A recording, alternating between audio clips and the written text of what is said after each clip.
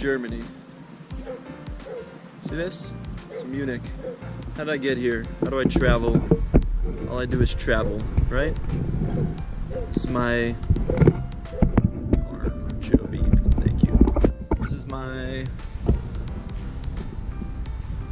9th city, 10th city. I don't know. I've been here twice now on the same trip. Been traveling for 2 months, and it's been a good time. But something. Ooh, a stick. This is you see this stick? Look how classic this stick is.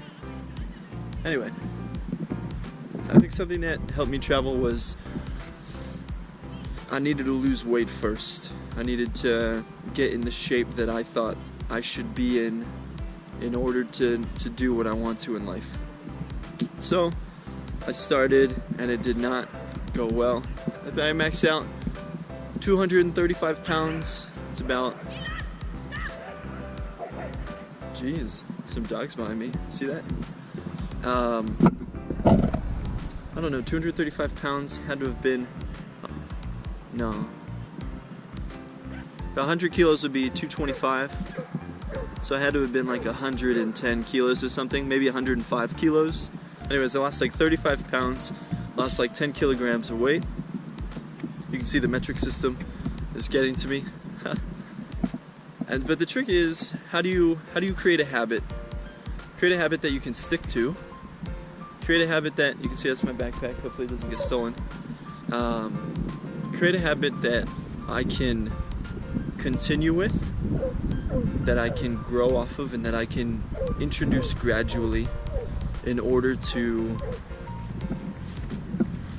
see more success for myself with what I want to do. And that's what I'm going to talk about today. Am I running enough? Yes, I was. No, actually, no, I was not. You got to be honest with yourself. No, I was not running. I was not exercising. I was not eating. I was eating very improperly, I'll say. But even when I threw the fitness in and the exercise, it wasn't compensating for everything that I was eating. So I knew the diet had to change. But once you're over to a certain point, you can't just stop cold turkey. You can't just pick up your peas for the rest of your life. You got to do it gradually, and I think that's what no one really accepts. No one falls in love with the process. They just kind of give it a go. It didn't work. They try again. They try again. It doesn't work. I'm sorry. There's these dogs over here. I'm now. Yeah, you can see I'm now. Or maybe you can't. It's a thick jacket. It's cold out here, but I'm now to the point where I think I've really achieved my first stage of the goal, which is to lose the initial weight, and so I did a few things. So the first thing I did was I cut out sugar before noon. Get all my sugar in. If I want a cake in the morning, eat a cake in the morning. Okay? But after noon, no more sugar. Nope. When I go home, there's no sugar. You get dinner, you get your lunch, and if you make it 1 o'clock, 2 o'clock, 3 o'clock, make it what time you want. Eat all the sugar you want before that, but keep yourself, once you set the time limit, not to eat the sugar. Even if it's 8 p.m. and you don't eat sugar after 8 p.m., become comfortable. The next time, maybe a week or two later, make it 7 p.m.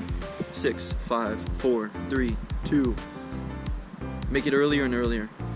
Or you can go in the inverse, okay? On the inverse, you can only eat sugar after 5 p.m., which is probably better. I forget which one I did. Eventually you have to go to bed, and eating sugar late at night really is not good for you, but whichever one fits your schedule the most. The only thing is you're building the discipline of limiting the sugar that you're going to eat. And eventually, you knock it out to the point where instead of obsessing over the sugar you're going to eat, now you're eating less sugar. And soon then you'll start counting the grams. How many grams of carbohydrates total? Sugar and not sugar am I eating? Carbohydrates, healthy carbohydrates can be gathered from healthy sources like quinoa you know, and that's a healthy carb in moderation. But specifically relating to sugar, that was the first thing I did. Limit the time of day that you can eat it. After maybe even a couple months, you limit it to the amount of actual carbs per day, and you can still stick to the time schedule. But you wanna start with an initial limit, even if you eat all your carbs. At the end of the day, eventually there will be no time in the day to eat sugar. Throw in more vegetables and meat. Make it tasty. Use extra spices. And if you need a cheat day once a week, once every 2 weeks, the more infrequent, the better, in my opinion, because sugar to me is a drug rather than just another food. It's a very addictive substance that needs to be recognized. But something I did to limit my sugar intake, it had very little sugar, but something that would satisfy the sugar need would be actually a protein shake. So what I did, I made a chocolate protein shake for breakfast, lunch, and dinner. If you're working out, if you're running, if you're lifting weights, you're adding to it. If you're not running, if you're not doing the physical activity, then throwing in your protein shake, as long as you're using that to replace your sugar, then you're I think then you're on a good path. Everyone's kind of different. That's why the South Beach diet, the Atkins diet, insert diet here, doesn't work. Someone tries a cookie cutter format and no one really pays attention to themselves. So you need to do what feels good. But the trick is to go slow. It took me a year to lose the 40 pounds, about 3.1 pounds per month, which is suggested. Anything more than that, it's too drastic, it won't stay. Your habits won't stick. Eventually you'll gain the weight back. I'm not a nutritionist. I should have started with that. Might skip that to the front. Not a nutritionist, have no degree. I'm just healthy, and I wasn't, and now I am.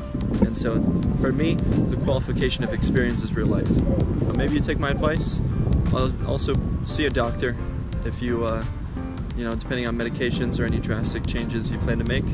Gotta throw that in. And then to get yourself in the gym, I didn't have a gym membership for a long time. I played basketball at the park. If you want to go to a gym, just get yourself there. If you want to swim, if you want to play racquetball, you want to sit in the steam room. If you get yourself, it's kind of like going to the mall. If you get yourself there every day, eventually you're going to look at the other stores. You're going to look at the other options that are there. So I would recommend anything that gets you in the gym, even if it's to, eat at the snack bar. Well, maybe not eat at the snack bar. It's pretty terrible. Even if it's like a hand bike, or you're watching ESPN, on an elliptical for 10 minutes, sure. But after a week, add a minute. After a week, add a minute. Eventually, at the end of the year, you're on the elliptical for an hour every single day, or every 3 days, which got my mile time from 9 minutes and 40. See these geese? I got my mile time down from 9:45 down to. Oh, these dogs are so cute. Hi. Hi, guys. I know. Oh, don't pee on my stuff. Ah. That's okay. Hi. So cute. Bye.